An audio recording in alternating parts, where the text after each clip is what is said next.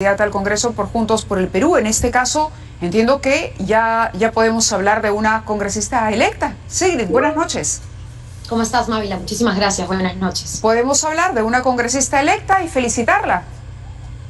Entiendo que por las cifras de OMPE hasta el momento sí, así es. Con mucha responsabilidad y con mucha humildad también tomando los resultados. Así es. Justamente sobre eso queríamos preguntarle. Secunda usted lo que ha dicho Verónica Mendoza con relación al fujimorismo y con los pedidos que se hace a Castillo. ¿Cómo analiza la posición de esta izquierda que ha zanjado ya antes de la izquierda radical, la izquierda de Juntos por el Perú? La izquierda de Verónica Mendoza es una izquierda distinta a la izquierda de Pedro Castillo. ¿Cómo van a convivir? Sí, creo que definitivamente el señor Castillo ha tenido varias declaraciones o expresiones con las que no necesariamente estoy o estamos de acuerdo. Te hablo un poco a título personal, pero creo que hay muchas dudas que podrían y que entiendo van a trabajarse en lo que va a ser esta campaña por la segunda vuelta. Sí, estoy totalmente de acuerdo con lo que ha dicho Verónica Mendoza. Hay un consenso total en la evaluación que hemos tenido también a la interna con respecto a que sobre la señora Keiko Fujimori no tenemos dudas en absoluto, tenemos certezas, y el hecho de que se busque además la impunidad a través del cargo político, a través de la voluntad de la gente y se use a la gente finalmente para librarse de la justicia es algo que no vamos a permitir, no vamos a revivir y retroceder décadas atrás, ¿no? Se refiere al proceso de investigación que pende sobre la señora Fujimori. Sobre la señora Fujimori, sobre integrantes de su organización y la organización política misma, ¿no? Eso quiere decir entonces que los votos de Juntos para el Perú, si es que dependiera de ustedes, irían para el señor Castillo. Bueno, no irían claramente para el lado de la señora Keiko Fujimori. Si van o no para el lado del señor Pedro Castillo, va a tener que depender del señor Castillo, de su organización. Y ojo, más allá de si hay o no hay un apoyo hacia la segunda vuelta, lo que sí tenemos que dejar en claro desde Juntos por el Perú y en particular de quienes vamos a entrar al Congreso como Juntos por el Perú, es que no vamos a abandonar nuestras propuestas, no vamos a abandonar nuestros compromisos. Eso sigue intacto y además se lo debemos a la gente, le debemos mucho trabajo perdido en los últimos años además. Claro, pero yo hablaba de la integración de los bloques de izquierda ya en una agenda política común, ¿no? En los puntos de encuentro que los vincularían. Descartada la opción de Fujimori, ¿ustedes apoyarían la viabilidad o permitirían la viabilidad de un gobierno de Pedro Castillo en el Parlamento?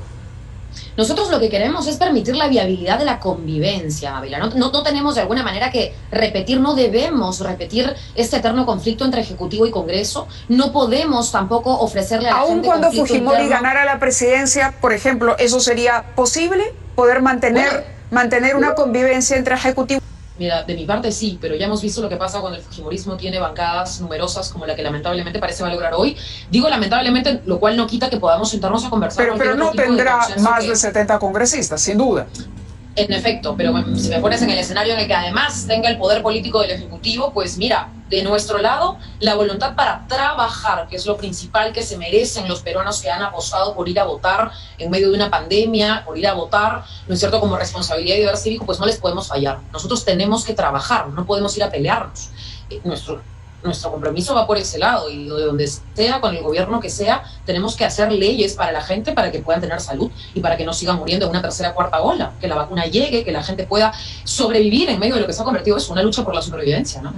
En la presencia de Vladimir Cerrón es algo que preocupa a Juntos por el Perú. Vladimir Cerrón detrás de Pedro Castillo, porque ya se había tomado distancia, ¿no? Por algo hubo problemas se dividieron, se separaron en algún momento de lo que pudo haber sido un proyecto de izquierda conjunta.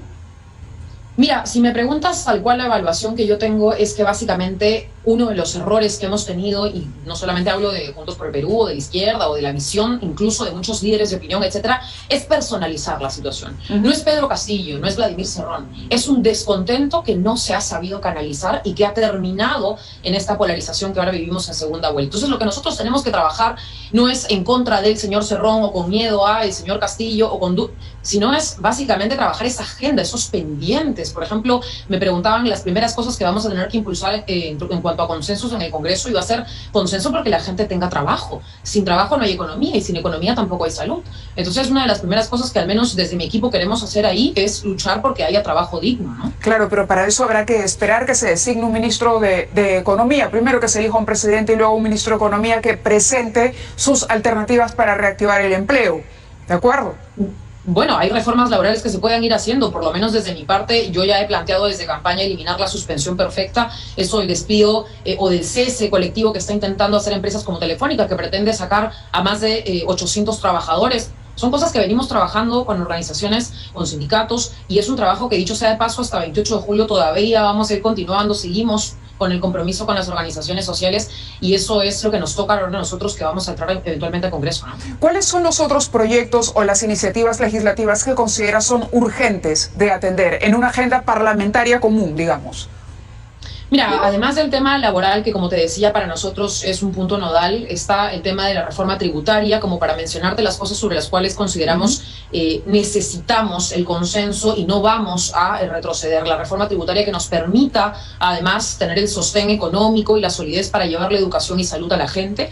Y, por supuesto, no vamos a abandonar, al menos mi compromiso particular, es no abandonar la agenda de derechos de personas con discapacidad, derechos por la igualdad de las mujeres y lucha contra la violencia a la mujer, y derechos también de la comunidad LGTBI. Esos son temas que, al menos e independientemente de lo que suceda en el marco nacional, desde nuestro equipo queremos seguir trabajando, ¿no?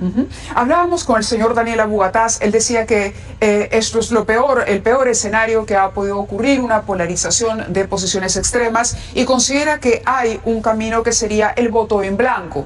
¿Es el voto en blanco una alternativa democrática? Sí, te le pregunto como una persona joven en el Parlamento, como alguien que ha creído en hacer política de manera activa. ¿Qué dice su generación de la posibilidad de un voto en blanco o viciado, por ejemplo? Mira, no me quiero arrogar la representación de una generación entera, pero particularmente y con toda sinceridad te digo, al menos yo personalmente no soy de correrle a tomar decisiones. Es una alternativa si alguien quiere votar en blanco, si alguien quiere votar viciado. No es la mía, no es la que yo he hecho, jamás he votado blanco y viciado.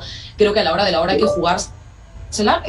Sí, pues a veces no es tan simpático jugársela necesariamente cuando no hay o no está tu candidato o tu candidata de preferencia, pero la verdad es que sí necesitamos hacer una evaluación todavía muy minuciosa de lo que vaya a ocurrir en las próximas semanas hasta la segunda vuelta. Ojo, porque todavía creo que hay mucho que limar y trabajar, y además hay un diálogo que se puede ir entablando entre las fuerzas políticas, ¿no? En ese sentido todavía estamos a la espera. Yo sé que hay una crítica muy, muy dura de parte de Juntos por el Perú hacia la señora Fujimori. Es más, Verónica Mendoza ha dicho textualmente, y lo repito, con el fujimorismo no vamos ni a la esquina. Pero hay algunos temas que sobrepasan, ¿no es cierto?, nuestras diferencias particularísimas. Por ejemplo, el tema de vacunación. En un eventual gobierno de la señora Fujimori, esto no quiere decir que ustedes van a votar siempre en contra de cualquier iniciativa en la eventualidad, digo, de que la señora Fujimori asumiese la presidencia y presentase una alternativa, digamos, que podría atenuar la crisis sanitaria en la que nos encontramos y que permitiría por lo menos empezar una reconstrucción mínima. ¿Considerarían ustedes en ese caso revisar ese antifujimorismo? No sé si trabajar en pro de la vacunación, en pro de que todos los peruanos y peruanas tengan salud, es lo mismo a, de alguna manera, revocar nuestro antifujimorismo, ¿no? O sea, yo creo sinceramente que se puede generar trabajo, que se tiene que trabajar para la gente independientemente del gobierno, que no se trata de un obstruccionismo, sino que somos seres pensantes. O sea, esta lucha, esta batalla digamos, de alguna manera política entre izquierdas, derechas, entre distintas fuerzas políticas, es también entre seres pensantes. Y si el consenso tiene que ser trabajar por la gente, pues vamos a buscar apuntalarlo en bien de la gente. Claro, a eso me refería. No es un obstruccionismo a ciegas, es decir, gana Fujimori, entonces voto siempre en contra. Como te digo, esperamos ese no es el escenario, no es nuestra opción, pero de ser así, pues yo no puedo claudicar al deber por el cual he sido escogida congresista, y mi deber es trabajar para la gente, no trabajar en contra del fujimorismo. Mi deber es trabajar para las personas. Muy bien, Sigrid, muchísimas gracias por haber estado con nosotros esta noche. Espero podamos conversar más adelante también, y felicitaciones de nuevo. Muchísimas gracias, Mávila, un placer como siempre, y cuando gustes, aquí estamos. Gracias, muy buenas noches. Vamos a una pausa y